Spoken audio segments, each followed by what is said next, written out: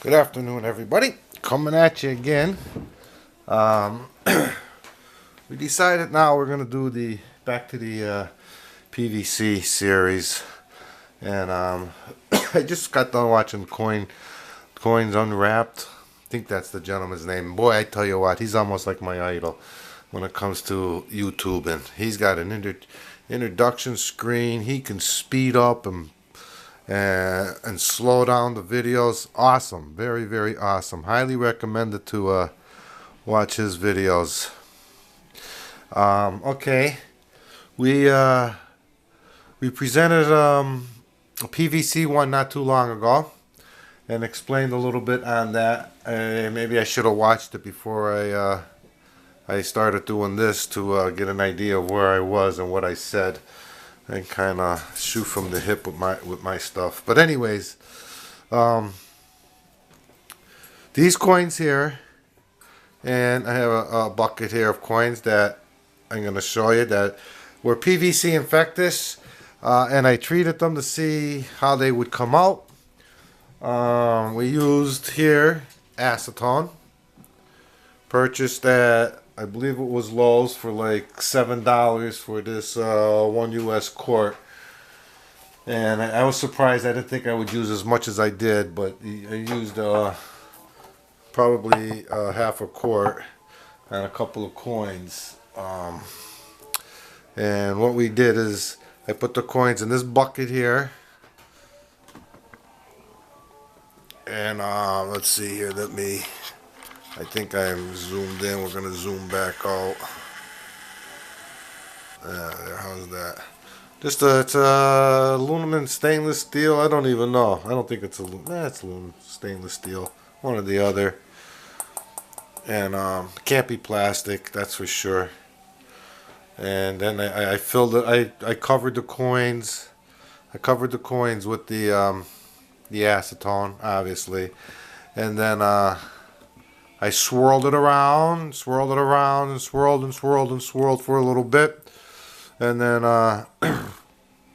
let them go for about an hour or two, and 2 cycles. Then there was the group that I put overnight, and I covered it with saran wrap just to slow down the evaporation process, because acetone evaporates extremely quick and dries extremely quick.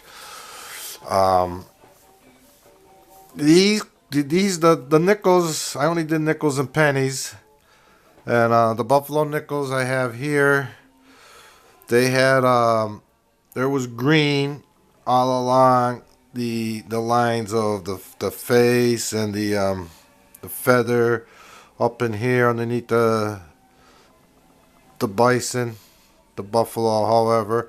On all of these coins, they were very lightly. It wasn't really heavy duty. I believed it was this one here had a piece right there, and then the same thing with this fellow here. 3 different type, same coin, 3 different type. One's a little bit better than the other. This was like probably a good 4, good 8. This would be extra, probably in the fine 10, or fine 12, maybe a fine 14 area. And this one here would be a very good defined coin.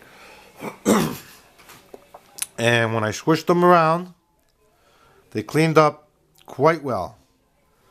I took pictures before and pictures after, and I was under the assumption, after reading the books on this camera, that you could insert a picture into a video.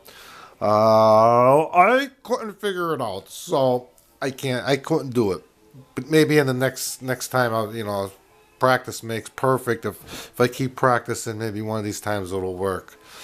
But as I'm saying here, the coins, the green PVC did really. It came out of these coins. Looking before and after the pictures that I have. See if the light changes. There's not much difference at all in the coin. I'm not sure if you'd be able to tell that these were acetone treated.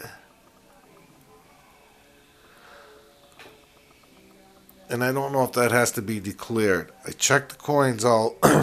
I'm not a proponent of cleaning, but I see where I see where this hobby is headed, and so many people are cleaning nowadays. You go to the pawn shops and coin shops, and you buy certified coins. I bet 20% of the ones that you buy, you'll end up finding out that they were cleaned after you purchased them, unless you have a very good eye. I'm not a proponent of one. I've been burned too many times. I got a list of I got a stack of coins down there that I purchased that have been cleaned. So my values have changed, or priorities have changed, I should say, as far as when I purchase coins.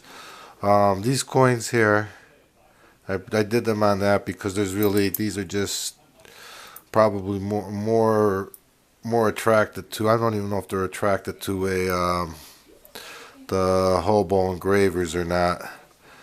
I sent out an email to them and heard nothing back. So they probably have their suppliers also. Okay, now for the pennies. These two pennies here were lightly green.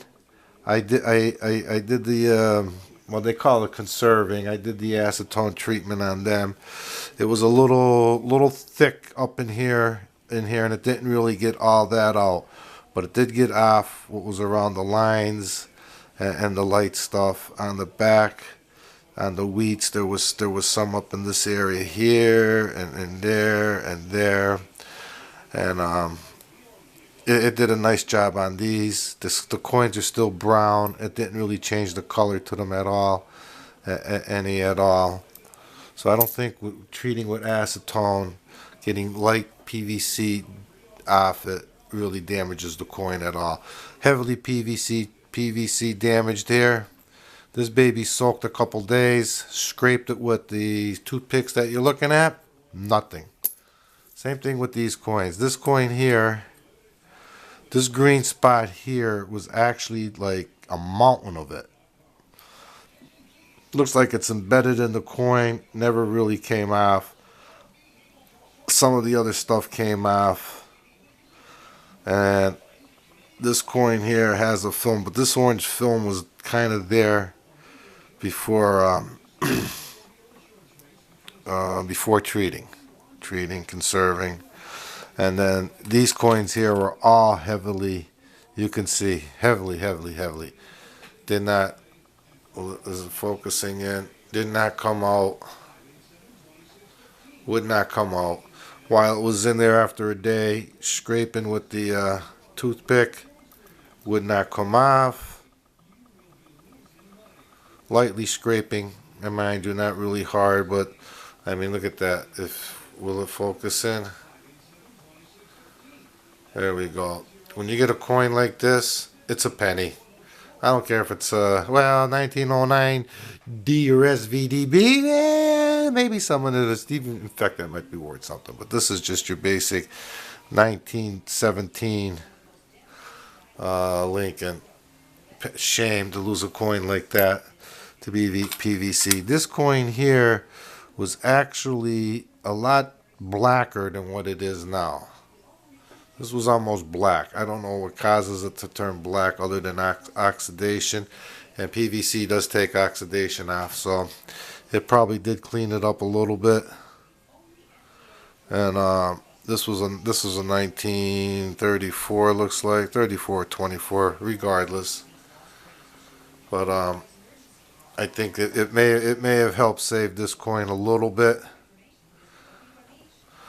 But not much, as you see as you look on this side. It's heavily damaged. So, my opinion, heavily damaged coins are not going to be saved by PVC or by dipping them in acetone.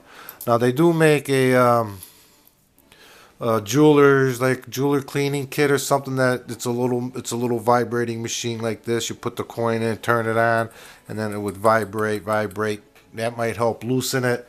I don't want to for these coins here, and I'm not getting into the business. I'm just curious to see how it would work. And I didn't try. I have a couple of silver coins. I may try them on the silver coins just to see. And I'm going to try to take pictures of them beforehand and try it again so you can see the before and after. And that's about it. But my opinion on PVC treatment, if it's lightly PVC damaged, dipping it in acetone for a few hours, swirling it in a pole like this helps. Overnight maximum. Takes it off. Heavily PVC damaged, forget it. If it's an expensive coin, I would recommend NCS, National Conservation, I don't know, Systems or whatever, sorority. No, anyways, you join them. They're directly affiliated with NGC, so they'll conserve it for you. And if you want, send it to NGC for certification. Comes back from NGC as it's just a regular graded coin. Annex also does it. Now, NCS, you have to join them. They're like, I don't know, $100 a year maybe, and then it's $30 per coin plus shipping and handling, and then shipping out of NGC, which I believe is another $30 a coin. So it's an expense. Annex, you hear me speaking of Annex? I'm only pushing Annex because they're free. Free for the joining. You send them the coin. It's like, I think, $12 for the grading fee plus shipping and handling both ways, and then I think it's another $7 or $10 or $12 for the conservation fee. So, but I know the world doesn't believe in Annex, and that's a shame. But anyways, thank you much, and this is Alyssa Coin coming at you, and we'll see you again soon.